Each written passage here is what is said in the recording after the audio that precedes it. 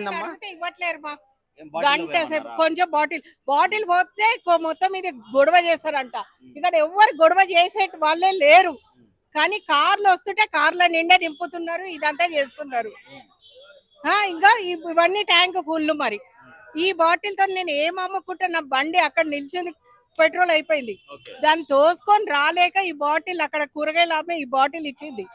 కనీసం petrol bunk దాకా వస్తుందేమో అని నేను తీసుకొని వస్తే అది మధ్యలోనే ఆగిపోయింది. అబ్బాయి అంటే వీళ్ళు లైన్ లో ఉండండి బాటిల్లో వస్తామంటారా? మీరు లైన్ లో ఉన్నా కూడా పోయామంటారా? పోయారంట, బాటిల్లోనే పోయారంట.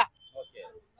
మరి అంటే గతంలో ఇన్సిడెంట్స్ అయినాయి బాటిల్లో ఆ పోసుకొని ఏదో మరి డబ్బాలలో పోసినప్పుడు ఏం లేదు. ఈ డబ్బా నేను ఏం చేసుకుంటా అంటే జెన్యున్ గా ఉన్న వాళ్ళకి పోయారు వీళ్ళు. ఇప్పుడు ఈ ఆటో వీళ్ళు వచ్చి యాక్చువల్ గా బాటిల్లో పోయడానికి గవర్నమెంటే రూల్ తీసుకొచ్చింది యాక్చువల్ గా. బాటిల్ పొయ్యాలి, అది పొయ్యట్లేరు వీళ్ళు అన్ని ఏమో సెట్ చేసుకుంటారు కదా. ఆ బాటిల్లో పోస్తే కరెక్ట్ గా లెక్క తెలుస్తుంది. అదే బాటిల్లో పోయలేదు అనుకో, దాంట్లో పోస్తే మనకి ఎంతో లెక్క తెలియదు. సో అది కూడా వీళ్ళకు ఒక